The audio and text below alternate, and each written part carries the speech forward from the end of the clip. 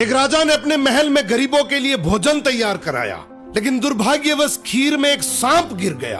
किसी को भी इसका पता नहीं चला और वो खीर गरीबों में परोस दी गई और इसे खाने से सभी गरीबों की मृत्यु हो गई।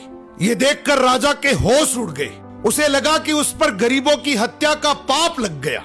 पश्चाताप में वो अपना महल और राज्य छोड़कर जंगलों की ओर निकल पड़ा। उसने सोचा कि शायद तपस्या से उसे इस पाप से मुक्ति मिल सके। चलते चलते वो एक गांव में पहुंचा। गांव के चौपाल में बैठकर उसने पूछा कि क्या इस गांव में कोई ऐसा परिवार है जो सादा जीवन और भक्ति में विश्वास रखता हो। गांव वालों ने बताया कि यहाँ एक भाई बहन रहते हैं जो बहुत ही सादगी और भक्ति से जीवन बिताते हैं। राजा उसी घर में ठहर गया। अगली सुबह राजा ने देखा कि वो लड़की ध्यान में बैठी हुई है। आमतौर पर वो जल्दी उठकर घर का काम और नाश्ता बना लेती थी, लेकिन उस दिन वो काफी देर तक ध्यान में लीन रही। जब वो ध्यान से उठी तो उसके भाई ने कहा, बहन आज तुम देर से उठी हो, घर पर एक मुसाफिर ठहरा है, नाश्ता कराकर उसे जल्दी भेजना था। लड़की ने शांति से कहा, भैया ऊपर धर्मराज के दरबार में एक बहुत उलझा हुआ मामला चल रहा था, उसी पर ध्यान लगा था, इसलिए देर हो गई। भाई ने पूछा, कैसा मामला? लड़की बोली, एक राजा ने गरीबों के लिए भोजन बनवाया था, लेकिन दुर्भाग्यवश खीर में सांप गिर गया और वही खीर खाने से सभी गरीबों की मृत्यु हो गई।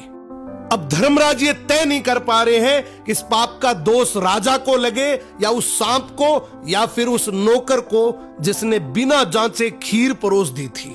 राजा ने प्रार्थना की, क्या मैं एक रात और यहाँ रुक सकता हूँ? भाई बहन ने अनुमति दे दी। उधर गांव की चौपाल में दिन भर लोग बातें करते रहे कि पता है फला राज्य के राजा ने अपने राज्य के गरीबों को हटाने के लिए उन्हें जहरीला भोजन खिलाकर मरवा दिया। बिना सच जाने लोग निंदा करते रहे।